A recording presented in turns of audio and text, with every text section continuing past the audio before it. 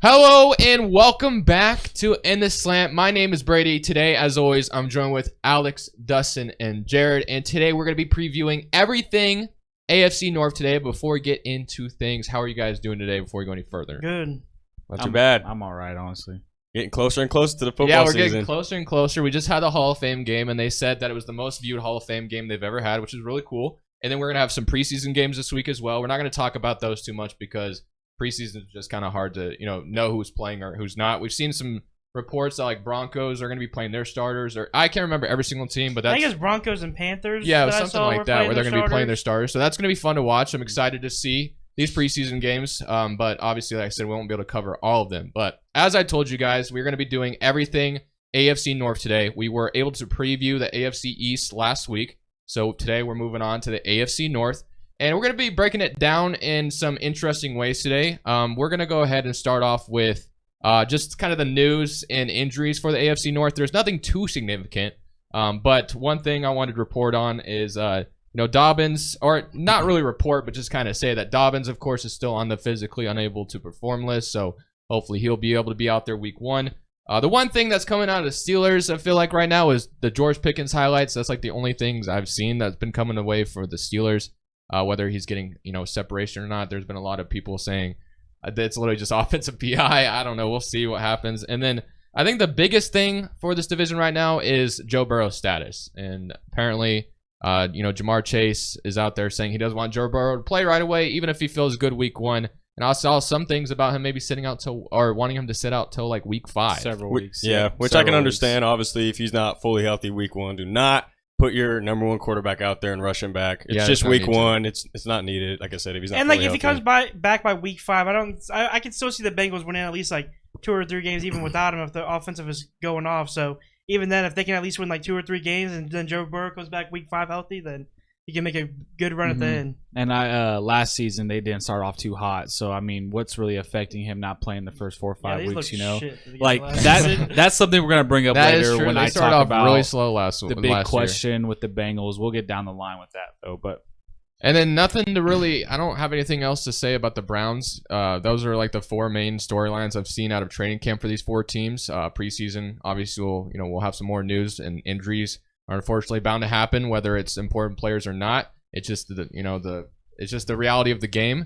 But other than that, you have anything else to add to that? I just want to say I'm glad there's nothing major on injuries that we do have to report. So far, I mean, other than Joe Burrow, it's been Yeah. pretty clean for this AFC North division that I've seen. So, but we want to introduce something we haven't done ever, but us 4 love to play fantasy football. So I think this year we wanted to make it an emphasis to kind of have a segment dedicated to fantasy football because us 4 love to play it. Now, we're not going to be the best place to come and, have the nerdy stats you're going to want. There's some guys on YouTube that, pull up some of those crazy things that I watch, whether it's targeted on routes, and it's a bunch of different stats. We're not going to be those type of people. So if you want like in-depth analysis like that, then you're going to want to go somewhere else. I was about to say, now if we had $100 buy-in, I'm sure we'd probably get down to nitty-gritty with sure. stuff like that. One of my leagues is $100. I was honestly thinking about like even pulling up their ADP, but then I was like, average draft pick isn't terrible. Like that's not a terrible stat. I'm talking about like Jared. We were talking about the reason why I traded Rashad Bateman last year is because it was like he was only running like 30 route. It was like some percentage of number that was listening from another like fantasy YouTuber that like they look into stuff like that. And pretty much, I guess he was only catching big catches, which was accumulating all the stuff points like he that. had. So basically, the way we're gonna do this fantasy football segment is gonna be coming from like I wouldn't say casual fan because like I wouldn't consider ourselves casuals, but like more of just like we have fun with fantasy, but we do take it seriously as well. So, but if you want those nerdy stats, not nerdy, but you get what I'm saying. But Dustin, we have you leading the way on this one. We're going to chime in, and I want you to go in and start with what you got to say. So I'm going to start with the big dogs, the guys I don't really need an explanation for. I might, if I miss somebody, let me know. But for the big dogs, I got obviously Jamar Chase, Nick Chubb, Najee Harris, Mark Andrews, T. Higgins, Mixon, Burrow, Jackson, and Amari Cooper. Those are the ones I put as my big dogs, the guys that like are going to get the production down. For sure. And like, so I will do a little segment with these ones is like ones I'm like really looking to draft and ones that are like, the only guy that I really feel like I would dodge is Najee Harris. Not just like because I don't think he could be good. It's just something about like the Steelers offense where like I'm still iffy on it. And like obviously my favorite pick out of those big dogs, obviously Nick Chubb, Mr. Consistency. that has one guy, and with his average draft pick at like 10, which I think is kind of disrespectful. Like Bijan Robinson going for Nick Chubb before Nick Chubb is disrespectful. And so I think Nick Chubb, if you guys can get him like 8, 9, 10 around there, or even after somehow people pass on him, that's just he might fall around top 5.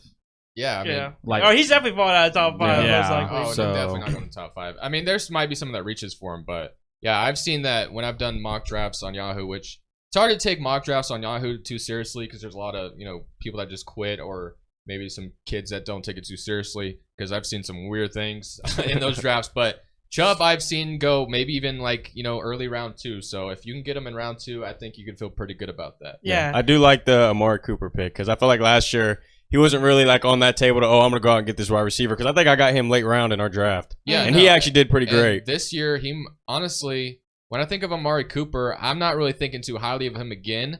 And I think that's an issue, because Watson, if we do get a good Watson this year, Amari Cooper has no reason not to be really good this year. So. He still broke 1,000 last year, which is really impressive. Actually, I did forget about another dude I wanted to add to the big dogs, even though people might have a little bit to say about it, but I feel like I had to throw Deontay Johnson out there. I accidentally erased him for some reason, but he's just a target monster for the Steelers. He's a guy that, like, you for sure know is going to get the targets. Maybe he doesn't always catch them, and if he did, he never scored touchdowns. Yeah, he was super unlucky last year. Yeah, too. He would never score touchdowns, but he would always get you like 10, 15 points, because I had him every week just because he got all the targets. So. Huge wide receiver for PPR. Yeah, so, definitely. Exactly. If you're in a PPR league, you want a Deontay. Ours is PPR, right? Yeah. Right, we used the first year I ever did fantasy. I used to do standard, but once I moved to PPR, I never went. My first year was no PPR. I'm like, dude, I'm losing to guys. I'm doing like it was just way better. It was insane. And then I'll go with the underdogs now that I think have a high upside. Obviously you guys can chime in a little bit. Obviously I didn't put J.K. Dobbins on there, but I do have someone else that you already know who I'm gonna say. Yeah. Yeah. So for my first high upside player, obviously George Pickens. People are super high on him.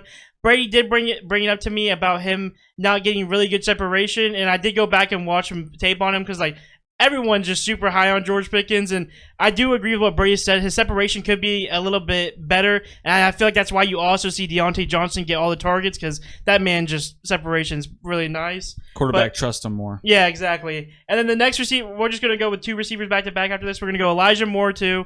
I think he's the number 2 there. I think he definitely has upside. I know he really hasn't proven himself at all yet, but I think with this team, new system, hopefully Watson playing solid, that he'll get the job done there. And then we got the first rookie that I'm going to bring up, Zay Flowers. And I do want to mention real quick before you go, sorry to cut you off, that he has had a lot of buzz so far, and everybody's saying that he's been unguardable. Yeah, he's just been looking great. So, I mean, I'm glad you put him on that list. Yeah, he was. So I do. I'm not going to lie. I do have all 3 of the Ravens receivers as underdogs. I really don't know which one could actually take the floor, but Zay Flowers is going to be my first one, because in my opinion, he's the guy with the most upside. I think Odell's going to be solid for him.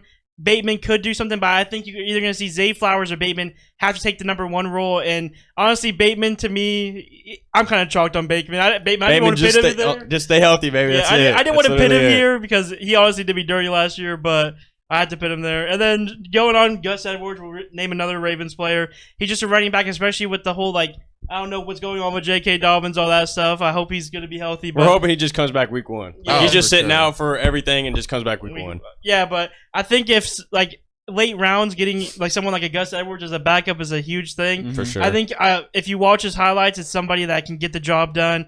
Jared really liked him a lot. Jared has always been on the Gus bus. Is what he calls it. Gus bus. Gus the bus. And then we'll go to 2 tight ends. I'll get them out of the way too. Obviously, number 1 tight end, David Njoku. In my opinion, is just a guy that the Browns have always seemed to pay. Always gets the job done. Doesn't always put up the crazy numbers, but with tight ends, it's always catchy. I mean, unless you're getting like Travis Kelce, Mark Andrews, it's kind of like tough for sure. So, and then Pat Freiermuth or Freiermuth. Yeah. People are really high on him too. It just seems like everyone jerks off every Steelers player. So he was solid last year. He's a solid tight end. I think if you can get him in the middle rounds, you feel good about it. I'm about to say, if you don't have a Dallas Goedert, Travis pickup. Kelce, or none of them guys on the board, then definitely, if he's still available, Darren Waller. Yeah, Waller and Freiermuth I could see kind of like on that same tier in a way. And then for the last 2 players, obviously they can add in any players that they think I might have left off on it. I just have the 2 quarterbacks, and Deshaun Watson and Kenny Pickett, the remaining 2. Mm-hmm. In my opinion, I'm a little bit more higher on Kenny Pickett because I think it's going to be a really good year for him. And with all those weapons and like that defense, I don't know. The Steelers roster to me is just a little bit better. It's well-rounded. Yeah, well-rounded, exactly. So, but Deshaun Watson is definitely a guy that if he can get back to how he was playing in Houston, he's definitely a top 10 quarterback fantasy-wise easily. Even with the weapons they have now, Amari Cooper and Elijah Moore can definitely get the job done. And then I didn't even put him on here, but another guy that I did like last year, Peoples Jones, exactly, is a guy that definitely got the job done last year to help Amari Cooper. It was definitely the number 2 there. But, I mean, if you guys think I missed anybody, I just went over, like, the basics. I mean, I feel like I had to put all 4 quarterbacks because, like, unless you're drafting, like, Lamar or Joe Burrow early, Kenny Pickett is definitely a guy that I've been drafting a lot late because I'm one of those guys that do not draft quarterbacks early. So I always draft, like, Kenny Pickett there. I always pair him up with, like, a Deontay Johnson or George Pickens and pick up Kenny Pickett late. That's what I've been doing a lot, so.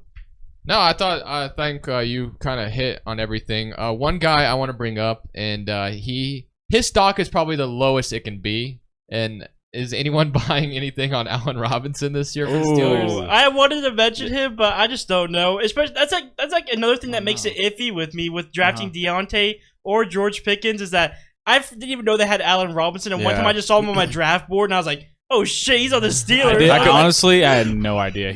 I forgot.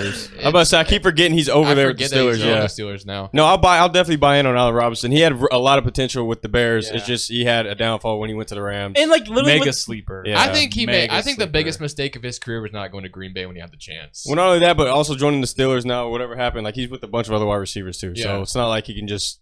I mean, he might be able to go out and be that number 1, but it's a lot of talent. And like I said, it's just like I just don't see any way, in my opinion, where Deontay Johnson isn't the number 1. Yeah, unless George Pickens just takes a huge step up and gets the separation. But Deontay Johnson always gets the separation. You just can never make the catches. And like we mentioned, like if Deontay Johnson was getting those touchdowns last year, and like not just like the catches for like long yards and stuff, his points, like he would have probably been like into like a top 5 fantasy receiver points wise if he could have scored a few more touchdowns this season. Because I think he literally maybe got 1 or 2, like it was not that good. Like he did not get very many. So that's one guy that I'm really high on that I think is just going to get the job done and turn up this year.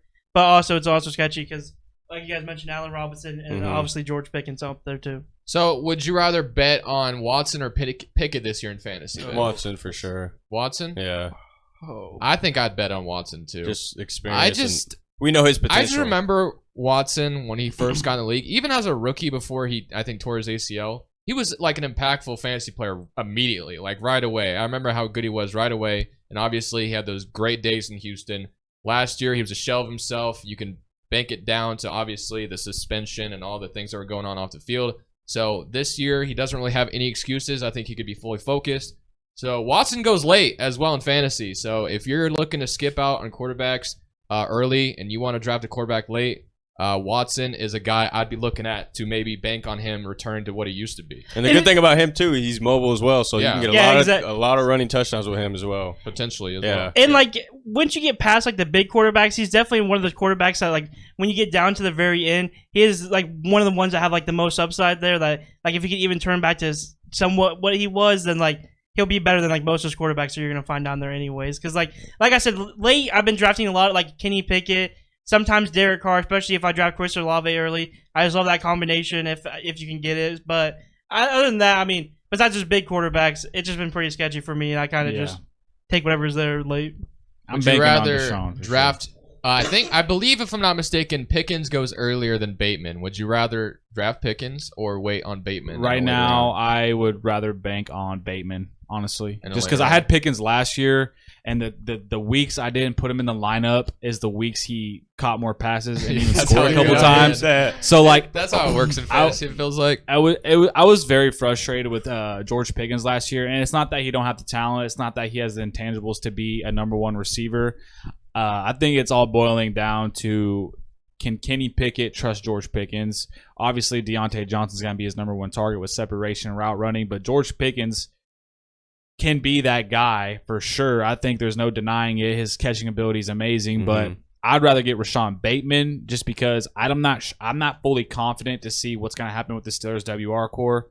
I like how Odell Beckham, Zay Flowers, Mark Andrews, and Rashawn Bateman can all spread the field, and you really don't know what's going to happen next. Oh, so. Yeah. I mean, I've drafted Lamar, I think, twice in the past, and this year, if you're not all in on Lamar, I don't know why. I mean, Lamar has obviously produced, and this is going to be the best weapons he's ever had in his career. So there's and don't forget, we also still have Nelson Aguilar, and he's also been doing great. So like Devin Duvernay too. The Ravens, that's a sleeper. Yeah, those are two depth guys. Even if they do get injuries, that's two guys that can come in and produce a little bit for them. So and like I didn't even mention it, but because I was going to is like especially like with the Lamar, like I feel like this is gonna be the most hype you've seen. Everyone's gonna be taking him early, but I honestly think right now, if I was a draft, like say that we were doing the paid league today. I think if I had to draft a quarterback early, I would definitely be going over Lamar Jackson over Joe Burrow right now. Not even just because like I do think that Joe Burrow definitely has a better arm, but just the rushing upside alone for Lamar Jackson just pits me up like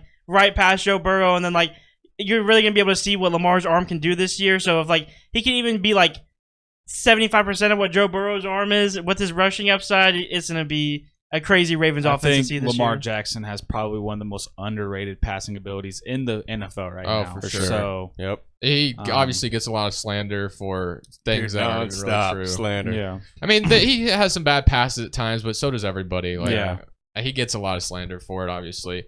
Because that's why he was passed up in the draft so long. Everybody was concerned about his arm, and I think he's proven that he can definitely throw the football when needed. So it's definitely going to be with Hollywood Brown. Dude, that man was throwing. What was he like? Last pick? 30. Yeah, he was a 32nd pick, wasn't he? Or 31st, one of the two. Another question I wanted to ask was T. Higgins or Amari Cooper. T. Higgins. I'm still going T. Higgins right now just for the safer bet, but don't be surprised if Amari Cooper becomes a fantasy machine this year. But I'm still taking T. Higgins right now. Because by age right now, obviously T. Higgins is a lot younger than Amari Cooper, right?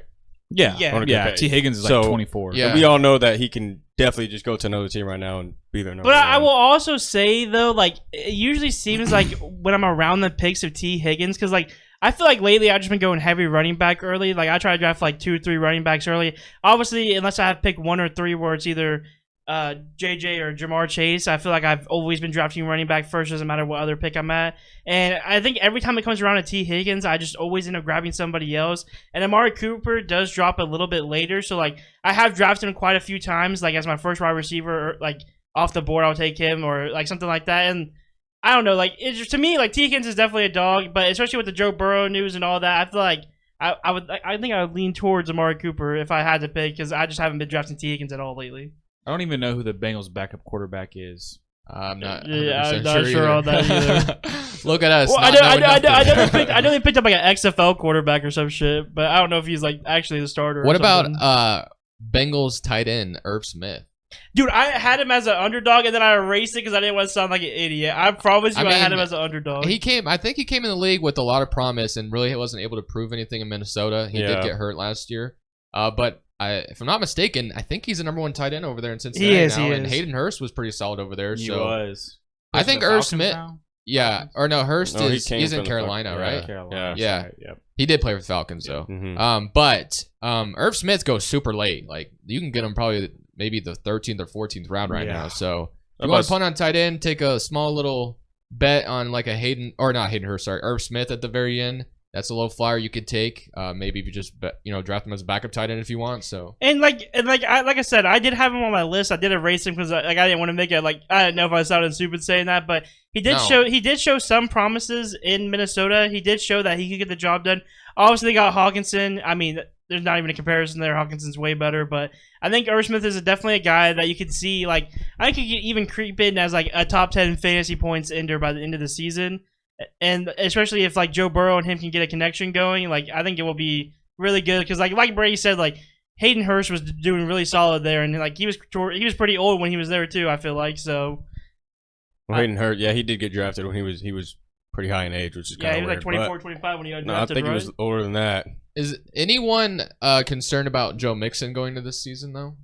No, not really. Yeah, I'm not either. I think him taking a pay cut, I think he'll still be utilized. I just feel like maybe some people have soured on him. Just I don't know. It's just a feeling I get. Maybe it's not even out there. Maybe it's just my own intuition. But I feel like also I think why it left a sour taste back then is because I feel like in the last 2 years you've seen Joe Mixon go a lot higher in the draft boards, and right now, especially where he's at, he's like around the Jahmyr Gibbs drafting round 3 or 4. Right? Yeah, exactly. Yeah. So like I think where he's at, I feel like you definitely like if he's there and you don't like you need a running back.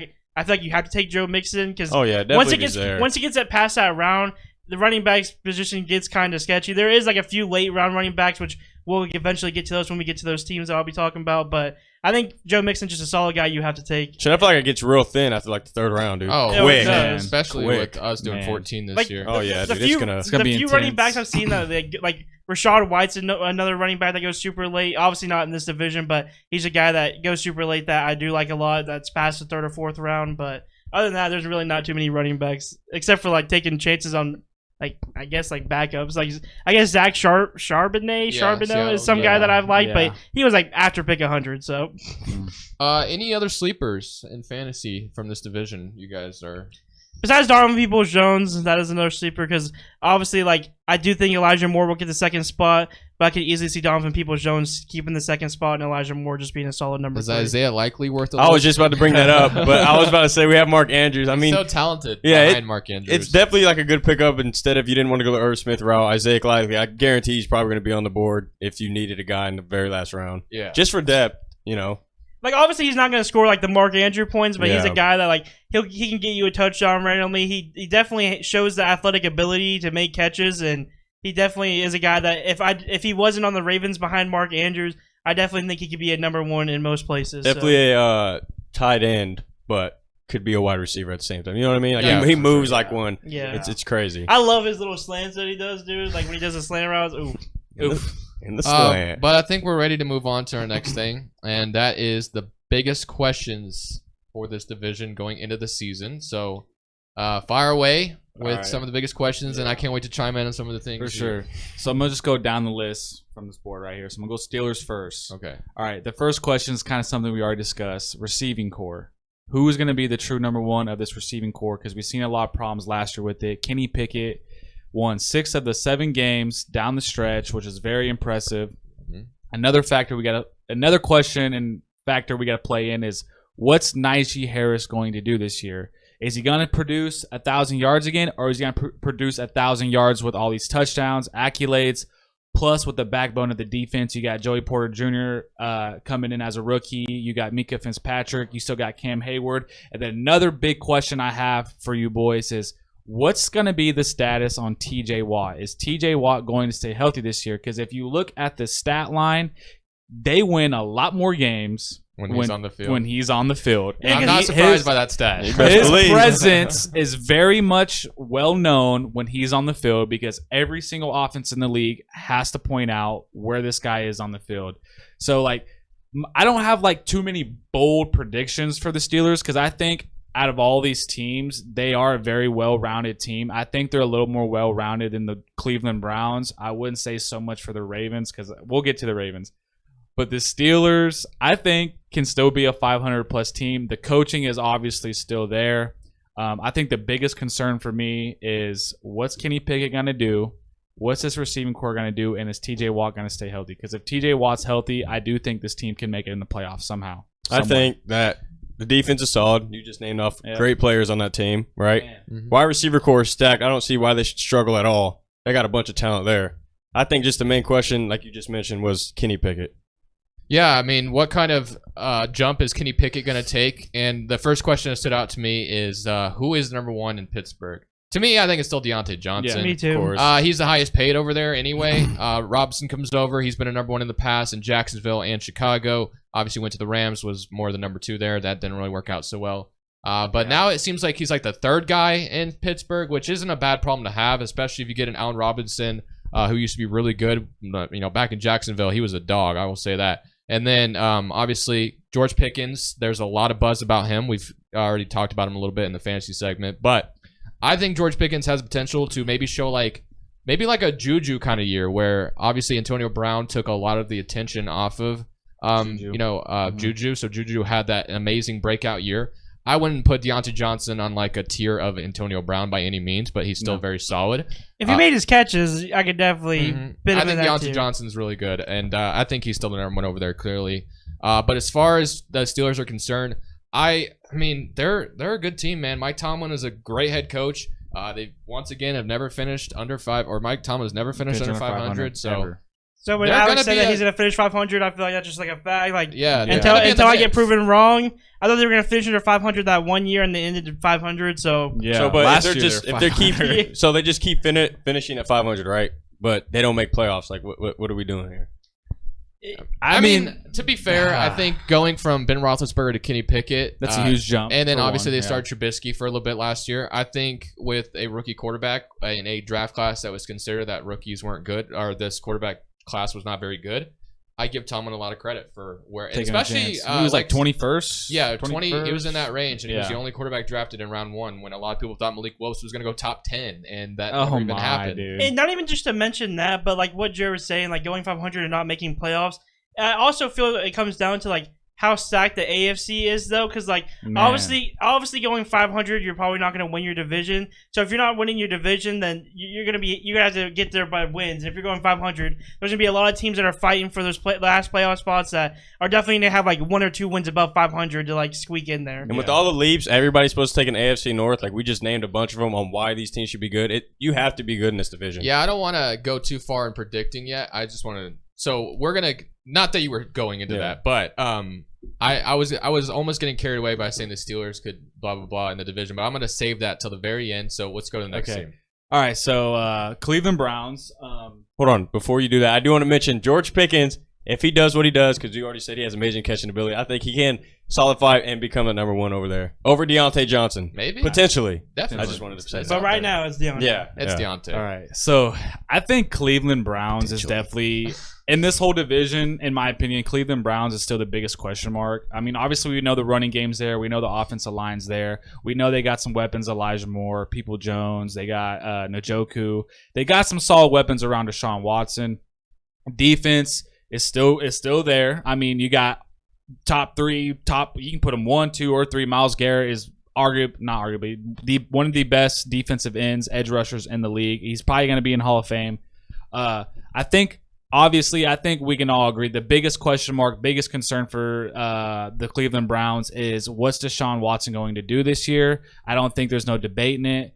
I think Deshaun Watson showed a show of himself last year. If Deshaun Watson becomes who he is, like he was for Houston, he could potentially run this division. I mean, let's just be real right now, He's boys. a dog, man. Let's just be real. But can I ask you another question about Watson? Though, okay, say he comes out looking like a shell of himself again, and the Browns paid him that much money, all fully guaranteed. What would your guys' thoughts be then? Immediately, I'm raising a bunch of red flags, and I gave him a lot of excuses last year. You were on record saying that you didn't believe in him going forward. So, and I thought that was no. Amari Cooper too. I forgot to mention Amari Cooper in the mix. I thought that was too harsh right away. But hey, if he comes out and struggles again, you can come on here and tell me you told me so, and I will take my L. But I was defending him, and if he comes out here and struggles some more, there's no way I can defend him even further. Now, mind you, again, he was off for a whole year, right? Yeah. So now he's coming back.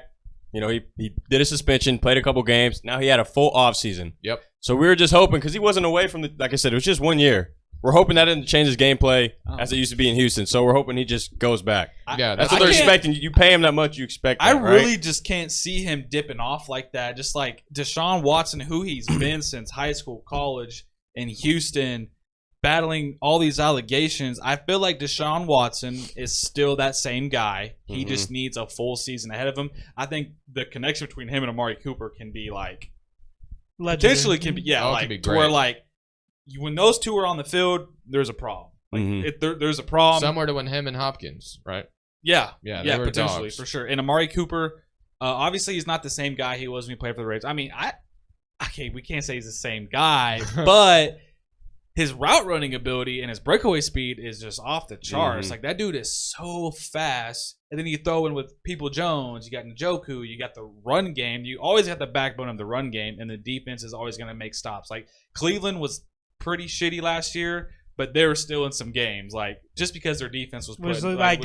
Yeah. And one of the most obvious points I don't think we mentioned yet is he's with a new team, new system, there's new everything. You know what I mean? Coach. Yeah, exactly. So like when he was suspended, like are you allowed to still go to like your team practices or anything? I think he had to be away. I'm pretty sure. Yeah. He was there for like the preseason stuff, but I think as soon as regular season starts, you're not. I don't think you're allowed facility. either. He's still working out. He's still working out. So Yeah, and I his hope legs are good. So I think football is better when Watson's really good. So I hope he's really good. And I want this division to be competitive. So. Yeah, because definitely, if you could see definitely like Deshaun Watson go back to how he was and like take not see Kenny Pickett be on the level of the rest of the 3 quarterbacks, but like just start showing some upside, then I feel like this could be one of those divisions where like you look at every one of these quarterbacks, you're like, damn, this is a good ass division for quarterbacks. There's a reason why the Browns gave up so much for him. He was. I mean, you could argue he was a top 5 quarterback, maybe. I mean, it might be a stretch. Back then, I think 100%. His I was seeing on ESPN his like categories that last year in Houston. He was like top 5 in every category. Yeah, he's a dude. There's still this one play that plays in my head all the time is when he got kicked in the face. Yes, and like he couldn't see and I know exactly what you're talking about. Insane. And he like broke what? Is it the same play where he broke like 10,000 tackles? It seemed like and threw a touchdown. I think that probably. Well, he's had plenty of plays like that. Yeah, though. yeah. So he just. I remember when Washington played him last year, he just looked so lost in the sauce, and we lost that game still. So, like, I'm just hoping the biggest question easily for the Browns is Watson. No debate. And like what Jared was saying is like how you memorize stuff. Like, there's only been like a few quarterbacks that like, dude, really like catch my eye. And like, obviously, like they just brought up Deshaun Watson back in Houston would always catch my eye. Another guy, even though I fucking hate to say his name, Kermit the Frog, Patrick Mahomes. And then number 3, mainly just because of the Raiders game where it was who won made playoffs, but also Justin Herbert is just another guy that like when I see him make plays, I'm just like, dude, this guy's on a different level. Those 3 quarterbacks and like the last past years have been like the 3 that like always caught my eye randomly. Mainly with like Patrick Mahomes in that Tampa Bay game where his whole team was fucking dog shit besides him, and that dude was playing his heart out. And it made me mad when I heard people say that it was like his fault for not making good throws. Like his whole team was playing like shit. That dude's running on the sideline getting destroyed. Like he is running for his fucking life, making throws. Like, and then obviously Justin Herbert. Me and Brady watched that game together when it was the Raiders versus Chargers. Whoever won made playoffs, and Justin Herbert just dude, when I saw that game, I was just mind blown. Even as a Raiders fan, if I would have lost that game, I would have been upset we didn't make playoffs. But like, if we lost that shit, I wouldn't even have been pissed because I was like, dude, what? That dude was going off. So, all right, the Bengals are next, right? Yeah, Bengals. Okay, what's the question for them? All right, quarterback. We obviously know Joe Burrow right now is questionable, but I don't know about you guys, but something that always concerns me with the Bengals is their defense. Yeah, I don't know what it like. Their front 4 is pretty good. You got Trey Hendrickson. You got Hubbard, whatever his name is. DJ Reader, right? Is DJ still over Reed's there. up there. I'm messing up on some of the guys they just lost Eli Apple. Big whoop. Who cares about that, right? They lost Jesse Bates as well. Jesse Bates was a huge one. I'm looking at like their most updated roster. Got Dax Hill, Nick Scott, safety, Chidobe Awazi at corner, Cam Taylor-Britt at corner, Mike Hilton, nickel, Jermaine Pratt, Logan Wilson, who just got an extension, BJ Hill, DJ Reader. But my biggest concern for the Bengals right now is the defense. I feel like, and another question is, we saw the way they started last year, which we were like, what's going on? Mm-hmm. Who is Joe Burrow right now? What's his identity? Throwing all these interceptions. So I feel like maybe him being out for the first 4 or 5 weeks might be a little beneficial for him just to see what their defense is really made of. We know what their freaking receiving core can do. We know what Joe Mixon can do. There's really no question. I'm pretty sure they still got small JP Ryan as well. No, he's on the Broncos now. He's on the Broncos now. Yeah. So I just feel like what's really gonna boil down with the Bengals is what is their defense going to do this year, because we see it time after time, especially in the Super Bowl. Their D-backs are just getting routed. Yeah, that's what I was about to bring up too. And I understand it is like, and when you're guarding someone like Cooper Kupp, I mean, it's tough. Come on now. Unless you're Eli Apple, no one feels bad because you talk. Dude, it's actually crazy because I just watched the highlight game yesterday of the Bengals and Rams, and dude, their defense got cooked all the time. Van Jefferson was cooking them. Kupp was cooking them. Everybody was cooking them. And O-line is another problem the Bengals have had. And so that's something I was going to bring up too about like why I think it's okay. Like, might be nice for Joe Burrow to sit out those few games. I feel like you did see the Bengals O-line. They were hella slow off rip. They were getting that was why Joe Burrow looked awful. They had a few additions, and we were like, man, this offensive line is about to be better, but it wasn't better at first. It was just disappointing. Yeah, so I think that maybe Joe Burrow sitting out, like maybe even like 2 or 3 games at the very most, if that's what he wants to do, is like hopefully he gets the offensive line and everything to like get used to playing again, get used to the actual physicality. Because people can bring up preseason and stuff like that, but that's not the same as a regular game. So I think if like especially if the O line comes out playing hot, you're going to see Joe Burrow do what Joe Burrow does. Well, say their defense is mediocre this year. It's going to be, I think. Well, say it is, and their offense is just as high as powered as we know it is. Are they just going to be playing catch-up with the other team? It kind of reminds me like the Chiefs just a little bit, because I remember at one point the Chiefs would always have to play catch-up because their defense wasn't the greatest. Oh, man. But I feel like if their offense is so good, I mean, and does it work? Think the Bengals, I think it does work. I think they have the luxury. I mean, they made a Super Bowl already with it. I think they have the luxury of just being one of the offenses you can put in the tier as Kansas City with Zach Taylor leading them over there. I think even though the Bengals defense might be one of them, maybe bad or mid or whatever, their offense is going to keep them in games. So it's just how it is. And we'll really get to see with I just looked up who the backup quarterback is. Trevor Siemian. Oh, okay, that's a name. I forget. So he's 31. He's a vet. So he used to play for the Broncos. Yeah, he played for the Saints, I think, too. He's been a journeyman, if I'm not mistaken. We get to really see what Jamar Chase, Tyler Boyd, and T. Higgins is made of without Joe Burrow on the field. Like that's the biggest thing. We're really gonna get to witness it. Obviously, the quarterback has to give him the ball. Going into this thinking he doesn't play week 1 for sure. So, and I feel like that's like another big question too, because I feel like if Trevor Siemian's out there, because I obviously have seen him play a little bit, especially with the Broncos back in the day. He's not a bad quarterback by any means, and especially with like what Alex just brought up, that offensive power is you definitely should be able to get the job done.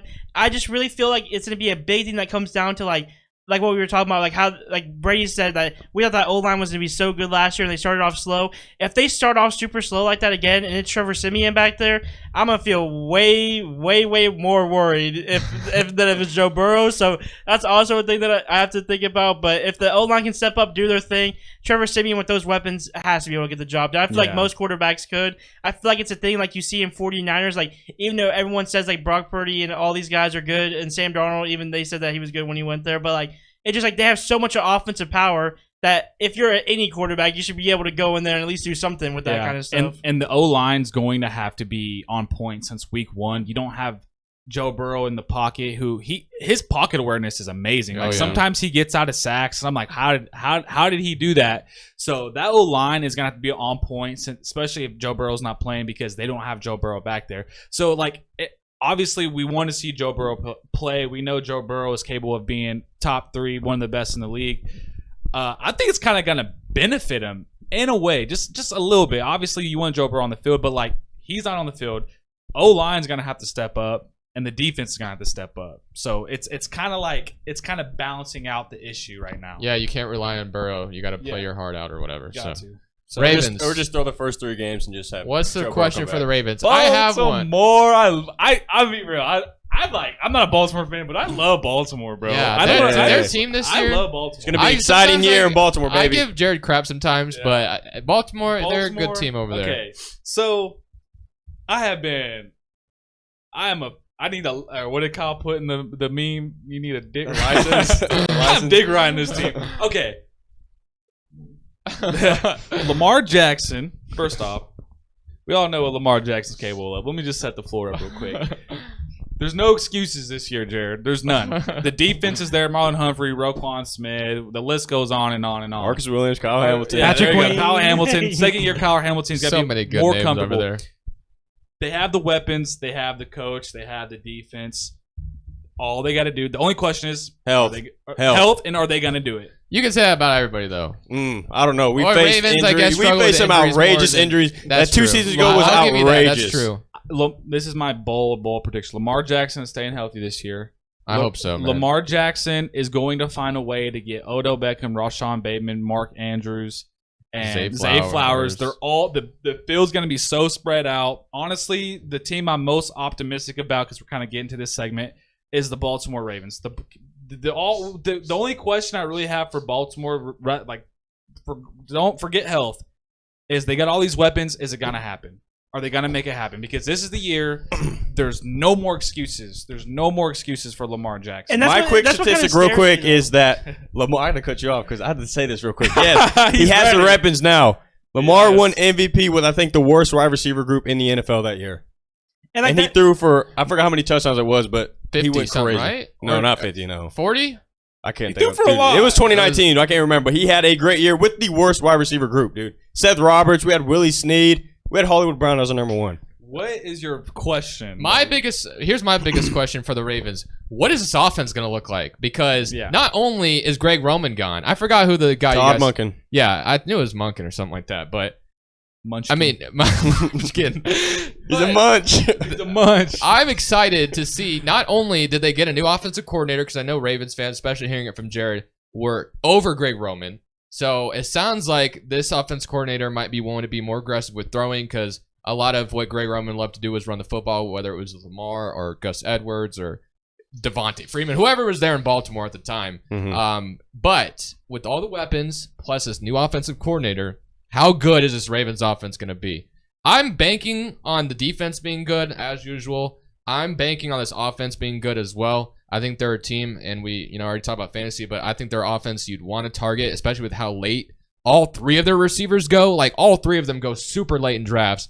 And I would bet on the Ravens being, if not a top 5 offense, but a top 10 offense this year, if they're healthy, obviously. And not only that, I seen a report today that they're actually using our fullback, maybe on the offensive line. I saw that. He's not going to be running routes out there, dude. Oh my god! I really wish we had a spreadsheet, but like the offensive line, and it's like a offset gun set with the fullback, like right behind the tackle.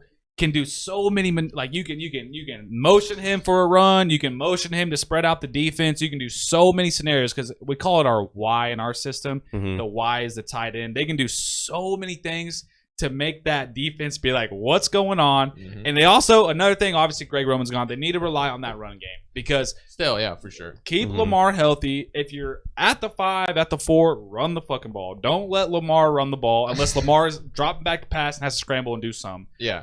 I want to see them bank on their run game more as well. I think You didn't see enough of that with Roman. I was about to say, I think now they're going to I hope 110% bank on the I think more balance passing is game. needed. Yes. I think way more balance. 'Cause I No, remember hold on, seeing not some- even balance. Sorry to cut you off. I think consistency is what's Yeah. needed, because we will run the ball efficiently and great. Greg Roman will then throw 3 passes in a row after we just ran for 30 yards. Which is crazy. I might be mistaken, but I remember a vivid play in that playoff game against the Bengals where it was like you guys start out really hot, and then on the I think it was 3rd and 9, you guys ran the ball or something like that. Dude, instead of being dude, aggressive. consistency is remember that. terrible. Yeah, with him. if I'm remembering correctly, but it's just stuff like that out of Greg Roman. That Mind you, though, he frustrates had a great run game. It's just consistency again. me. And I think struggle. it's overutilizing it maybe a little too much. Yeah. Yeah, because I feel like all last year, the things you heard me and Jared bitch about the most was our offensive coordinator's play calling. Obviously, Josh Me McDaniels. too. and Brady. I was to say I was out here too. All 3 of us actually just hated our offensive call playing. How does it feel to have a Brian Dable on your team? Dude, I love it. Yeah, but at least you guys got different ones. We're still rolling with Josh McDaniels play Bro. calling. I can't That's see true. give We it- all 3 got different. Or Just no, give you it, did. Sorry, give it time and it'll happen. Jared and I did. Brian Dable is the truth. Yeah, he's a good, He's the truth. good coach. I'm man. sick of Josh McDaniels. But all right, so now that we've gone over our biggest questions, unless you guys had anything else to add, Just like I said, I hope this team stays healthy and we can really show what Baltimore's capable of. who is winning this division? The easy answer is the Cincinnati Bengals. Bengals. This is going to be the final verdict. So the easy answer is the Bengals, right? That's the easy way you can go about this. Oh, the Bengals, they just made it to AFC Championship, made a Super Bowl the year before that. But if you were to make a case for each of these teams, why can another team win this division? Well, If quick. we start, no, go ahead. Sorry. Are you guys picking it? Are we doing the same thing? No, we're not doing the same thing as Okay. last time. I think it didn't go so well. So am picking. it didn't go. I want to do it differently this time. I'm picking the Baltimore Ravens. I don't totally disagree with that. I just have so much confidence in them. Just Ravens and Bengals are the 2 teams that you look at and you say, okay, one of these 2 teams can win the division. Steelers and Browns are the 2 teams to me that are like behind these 2. They're in the prove it year. But they also wouldn't shock me if somehow things just clicked for them and they found a way to just squeak it by. everything would have to fall into place. Potentially right? for the Browns, yes. For me, the Steelers, no. I mean, I could see I it for could the see the Steelers. Steelers though. going. I think it just has a second year. I could see it for either of them. Well, real quick before I'm going to say my pick, obviously the Ravens. You guys call me biased all you want. I don't care. I just know what this team is I think capable this year of. is justified though. Yeah, I know that this team is capable of, so I'm going to rock with my team for sure. Go ahead. I'm rocking For with sure. Baltimore. I'm gonna switch it up. I'm gonna go for one of You the know teams that we were Steelers. talking about, and I'm gonna go Steelers. Steelers. You're gonna yeah. say the Steelers come out and win this division. Dude, I can see. If we were talking about going to the Super Bowl, I would not pick this team to make it there. But winning the division, I feel like the Steelers defense, like Alex brought up, all those players, like they're definitely on par with any of the defense. Like, kind of feel like the best two defenses in that division is probably Ravens and Steelers, and the Browns the Browns would be a close third. Like that would be my third. So I think with that defense, maybe even being better than the Ravens, in my opinion, I think you could definitely see them get it done with the defense. And if Kenny Pickett can turn it up a little bit with all those offensive weapons, obviously George Pickens, Allen Robinson, Deontay Johnson, and Pat Freiermuth, I cannot say his last name, but with those 4 weapons and if that defense can hold up and do their thing, and obviously like everyone stay healthy, I think you definitely see it where all those games are close. Hold on, real quick. I do want to mention one thing. It was. I think this is the 2021 stat, but when TJ Watt was not on the field, they were 0-7. That's wild. Now, real quick, did you guys just mention TJ Watt? We might have got our own TJ Watt with the free agent visiting Clowney. Oh my God! Come on He's now. not on the same tier. Come on now. He'll have 25 sacks next year. Whoa. Shatter the record. That man never gets Every signed because he single- asked for so much money. Every He single does. one of these teams in this division are talented. There was a reason why we were all excited about this division last year.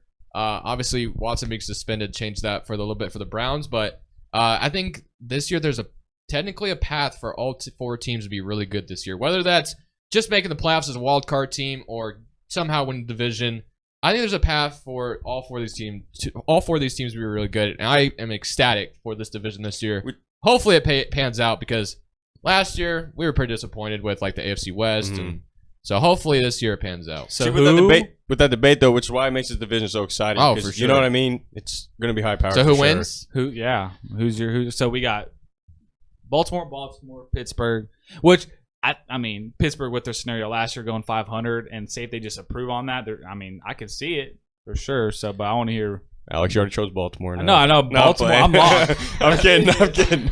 Locked. It's locked for you. No, Oh I'm man, changing.